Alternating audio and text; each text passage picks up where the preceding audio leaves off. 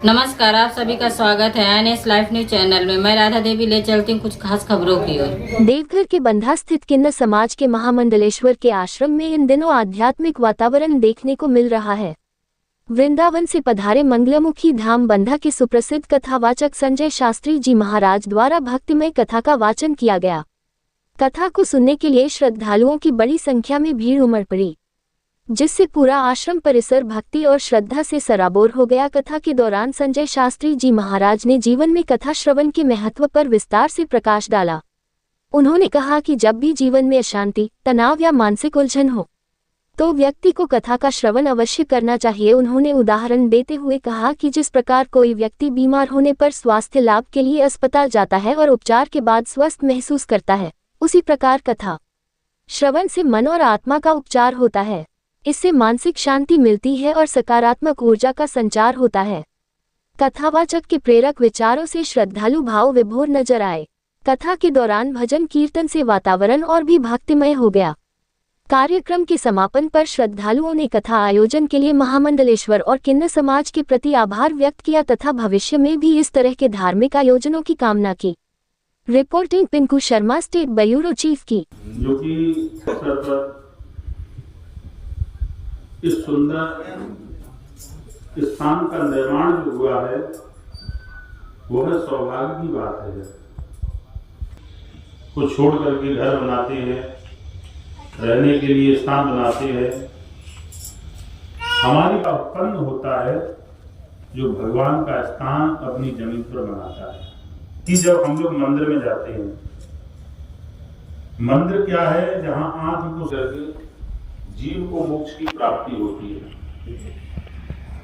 हम लोगों के लिए स्थान कोई जमीन नहीं है, कोई घर नहीं है, धर्म की जागृति करने वाला है। जैसे व्यक्ति बीमार होता है तो हम लोग हॉस्पिटल के लिए भागते हैं और हम लोग ठीक हो जाते हैं। इसी प्रकार से जब आत्माओं की अशांति में हम लोग उस गृहस्थी सभी देशवासियों को कहूँगा कि आज मेरा सौभाग्य का समय है जो बैजनाथ धाम, बाबा बैजनाथ धाम में मैं बैठा हुआ हूँ। और ये सब मेरे ऊपर जो बैजनाथ धाम में बैठने की, उनके चरणों में बैठने का जो श्रेय जाता है वो सब संत भगवान के लिए जाता है, महामंडलेश्वर जी के लिए जाता है। मैं पूरे भारत में भ्रमण करता हूँ, हर जगह कथा कहता हूँ, लेकिन मैं जाता कहीं नहीं हूँ। मैं केवल कथा करने के लिए जाता हूँ। महाराज जी कथा करानी है, आ जाओ, तारीख दे दिया, चला गया कथा करने, फिर आ गया। साल का दूसरा चक्कर पहली बार है, दूसरा या तीसरा, कि मैं राजराजेश्वरी महामंडलेश्वर जी के निवास स्थान, अब तो आश्रम है, अब तो मैं इस समय आश्रम में हूँ, कि मुझे यहाँ ये जगह, ये भूमि बुलाती है। ये भूमि मैंने अभी सोच रहा था मैं, ये भूमि बार बार क्यों बुला रही है, तो मुझे लगा कि संत का संग करने के लिए भूमि बुला रही है, तो बहुत अच्छा लगा। और मैं सबसे बड़ा तो ये कहूँगा कि माता जी ने इतना कमाया है अपनी तपस्या से कि कोई प्रचार नहीं, कोई कुछ नहीं, 5 मिनट की एक खबर पर इतनी संगत आकर के और प्रवचन सुन रही है। ये बहुत अच्छा मुझे लगा कि बस इन्होंने ये कमाया है कि एक इशारे पे कम से कम प्रवचन सुनने के लिए तो लोग वहाँ पहुँचे। इस भाग में जिसको ज्ञान पाना है वो तो संत की तपस्या, जो संत तपेश्वरी है, उसको कहीं ना कहीं ढूंढ लेता है। जैसे हम लोग जंगल में चल रहे हैं और मुझे लगी प्यास, तो मैं जल को ढूंढ लूंगा कहीं ना कहीं। इसी प्रकार से जिसको सत्य का संग चाहिए, जिसको संत के चरणों का बंधन चाहिए, जिसको परमात्मा का भजन करने के लिए चाहिए, वो अच्छे संत को कहीं ना कहीं ढूंढ लेता है। और जिसको फॉर्मेलिटी निभानी है वो तो संत के पास में आता है, पटका पहनाता है, एक फोटो लेकर के चला जाता है, क्योंकि उसे भक्ति से रिलेटिव नहीं है, उसे केवल एक फोटो लेना है। हमारे महाराज जी वृंदावन से आए संजय शास्त्री जी, और जो भी सुने आप लोग दिमाग में रखिए, और घर जाके आप अपने सखी से, अपने अड़ोसी पड़ोसी से सबसे बताइए, जो बताए भी, जो आप लोग सुने ध्यान में रखिए। ऐसा नहीं कि यहाँ पे एक कान में सुने और दूसरी कान में निकाल दिए। और जैसे बहुत सारे ऐसे महिलाओं की समस्या रहती है, क्वेश्चन रहती है कि हम लोग तो हमारे पति कमाते हैं लेकिन हमारी बरकत नहीं होती। अभी जैसे खुशबू ने बोली कि मुझे घर में गुस्सा आता है, बाहर में नहीं आता। कितना भी कुछ मैं इसी बात पे कुछ बोलना चाहती हूँ। लोग एक दूसरों से मीठी वचन में बोलती हैं, प्यार से बातें करती, लेकिन अपने घर में लड़ाइयाँ करते हैं। तो जो भी कमाई होता है, जो भी आप मतलब आपके पति कमा के लाते हैं ना, तो ऊंची आवाज से नारी को बात करने से घर में दरिद्रता पैदा होती है, जो घर की बरकत होती है वो खत्म हो जाती है।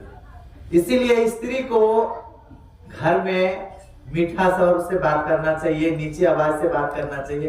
पति से या अपने घर के बड़ों से ऊंची आवाज में बात नहीं करना चाहिए, तो घर में बरकत ही बरकत होती है।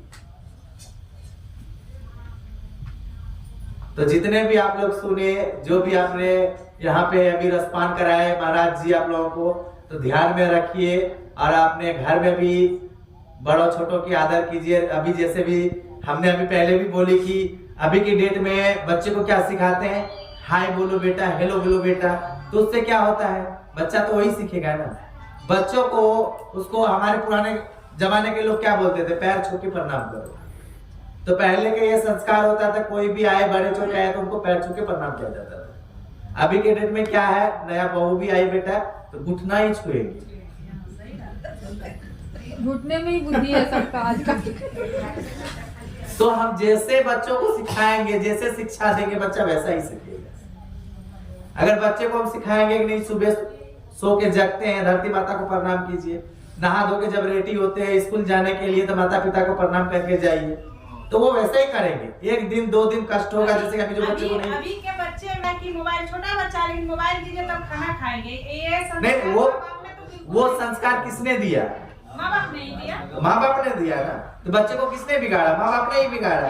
अगर शुरू से उसको हम मोबाइल नहीं दे और उसको ऐसे घुमा के खाना खिलाए तो वो मोबाइल मांगेगा क्या। अभी के डेट में नहीं, अभी के डेट में माँ बाप क्या सोचते हैं ना, घर की औरत को क्या होता है, थोड़ा सा काम करना, बच्चे परेशान कर दे रहे हैं, तो मोबाइल दे दो बच्चे को, मैं एक आधे घंटे फ्री हो जाऊंगी, घर का काम कर लूंगी। मोबाइल तो अब ना है, अभी के डेट में आया है ना।